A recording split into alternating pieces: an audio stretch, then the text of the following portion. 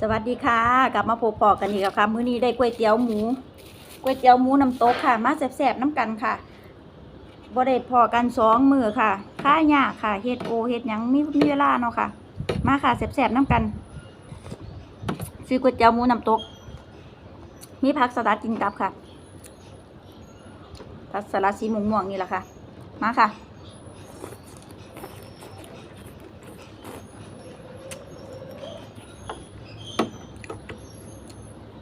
อืมอืมพริกหน่อยพริกจี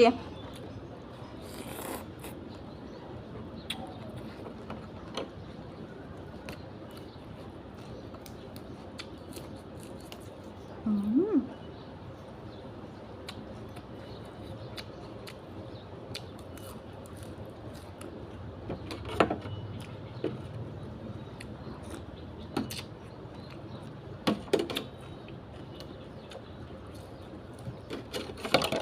อืมมาแซ่บๆน้ำกันค่ะเฝ้าออกไปซื้อก๋วยเตี๋ยวแล้วก็ไปซื้อของน้ำเนาะค่ะ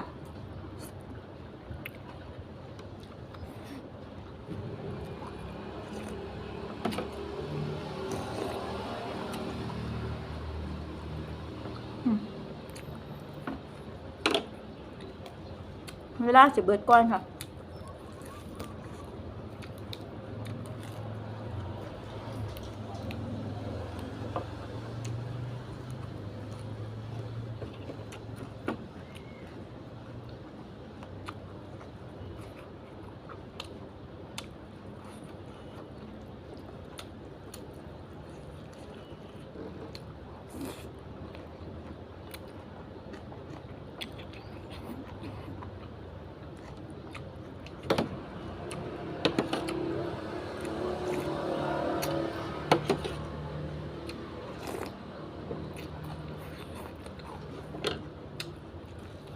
อืม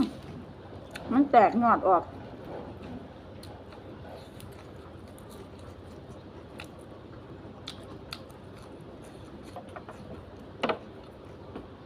จับค่ะ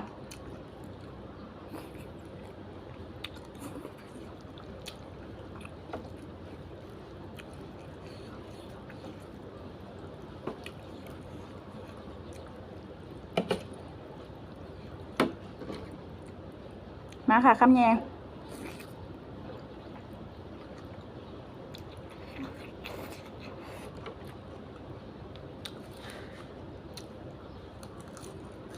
อืม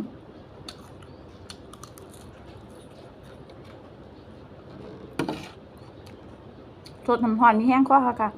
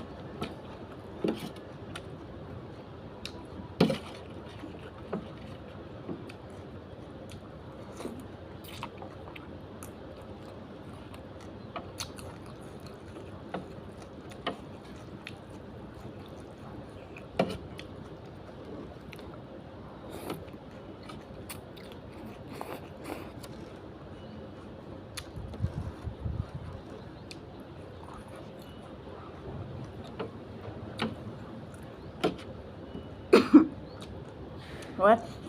สำหรับพริก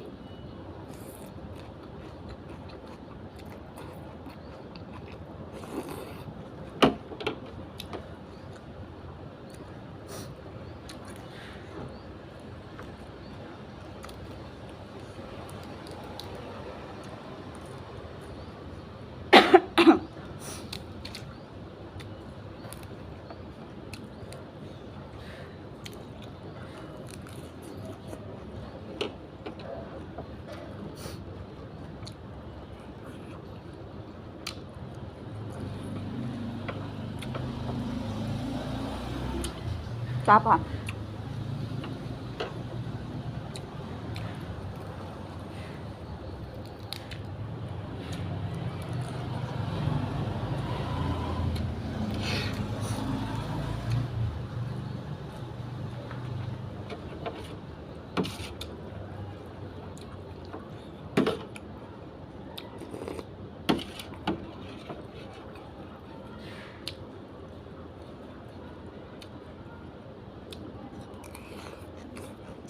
อืม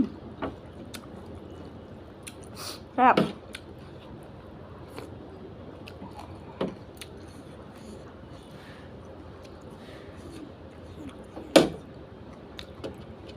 ทั้งแสบทั้งหยานเบิดเวลาค่ะเฝ้า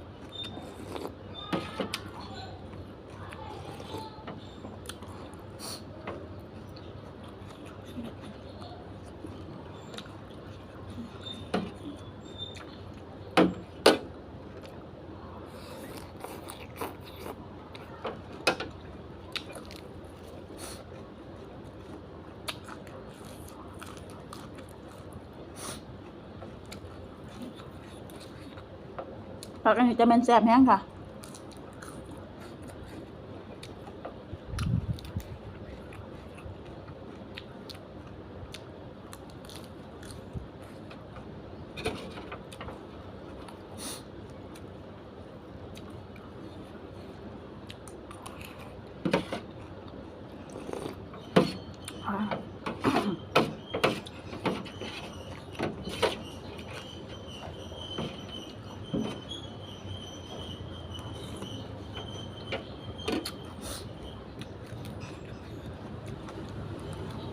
อืม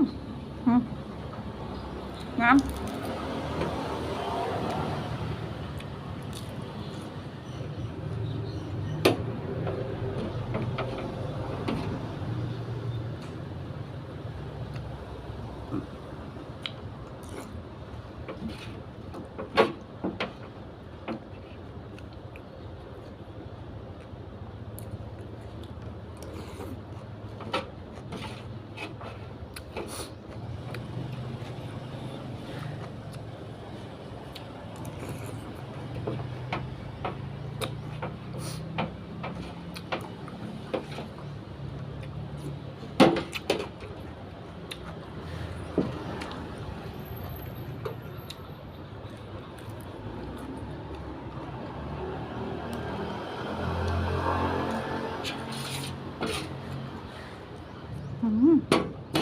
กินแบบเบาๆค่ะ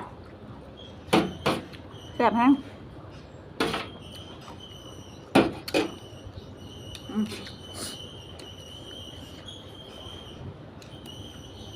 ผักเหลือแค่นี้ค่ะ กินให้เบิด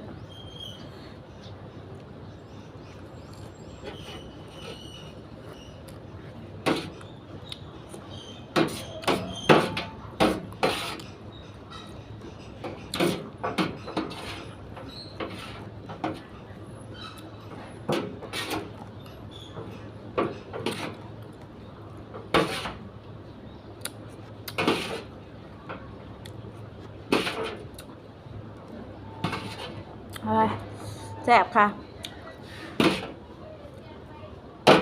แสบแห้งอิ่มเลยค่ะค่ะสำหรับคลิปนี้ก็ฝากกดไลค์กดแชร์และกดติดตามให้ด้วยด้วยค่ะแล้วพบกันคลิปหน้าค่ะสวัสดีค่ะ